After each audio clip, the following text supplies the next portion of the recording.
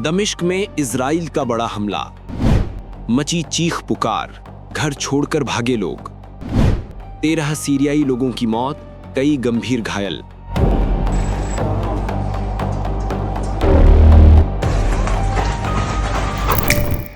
Syria की राजधानी दमिश्क के बाहरी इलाकों से एक बेहद दर्दनाक खबर सामने आई है। इजराइल ने देर रात हवाई और ड्रोन हमले किए, जिनमें कम से कम 13 लोगों की मौत हो गई और 25 से ज्यादा नागरिक घायल बताए जा रहे हैं। यह हमला ऐसे समय में हुआ है जब बीते 1 साल से सीरिया के कई इलाकों में तनाव लगातार बढ़ रहा है। यह हमला दमिश्क के पास मौजूद बेत जिन नाम के कस्बे में हुआ। स्थानीय लोगों की माने तो देर रात आसमान में तेज धमाके सुनाई दिए।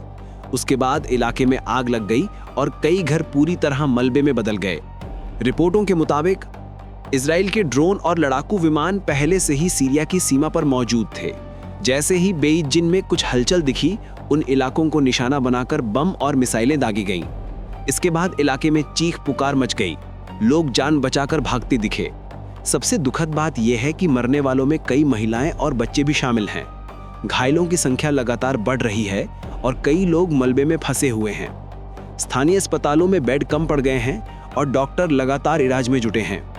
स्थानीय अधिकारियों का कहना है कि मरने वालों की संख्या और भी बढ़ सकती है, क्योंकि कुछ घायलों की हालत बेहद गंभीर है। अभी तक इजराइल ने इस हमले पर आधिकारिक बयान नहीं दिया है, लेकिन सीरियाई मीडिया का दावा है कि इजराइल उन इलाकों को निशाना बना रहा है जहां उसे ईरान समर्थित समूहों के मौजूद होने का शक है। सीरिया का कहना है कि यह हमला पूरी तरह नागरिक इलाकों पर किया गया और इसका किसी सैन्य लक्ष्य से कोई संबंध नहीं था। इसको सीरिया ने सीधी आक्रामक कार्रवाई बताया है। हमले के बाद लोग अपने घर छोड़कर सुरक्षित स्थानों की ओर जा रहे हैं। कई परिवार अपने छोटे बच्चों और बुजुर्गों को लेकर रात में ही निकल पड़े। डर इतना ज्यादा है कि लोग अपने घरों में वापस लौटने की हिम्मत नहीं कर पा रहे हैं। दमिश्क में राहत टीमें मौके पर पहुंच गई हैं, लेकिन वहां की स्थिति बेहद खराब बताई जा रही है। टूटे घर, बिखरा सामान, खामोश गलियां और रोते बिलखते लोग, ये दृश्य दिल दहला देने वाला है।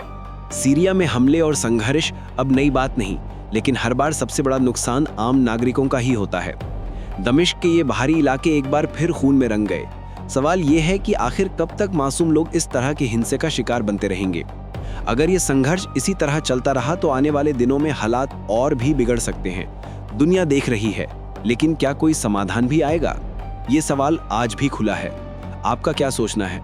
कमेंट बॉक्स में अपनी राय जरूर लिखें। इस वीडियो में फिलहाल इतना ही।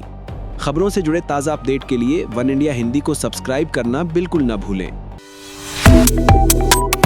Subscribe to One India and never miss an update. Download the One India app now.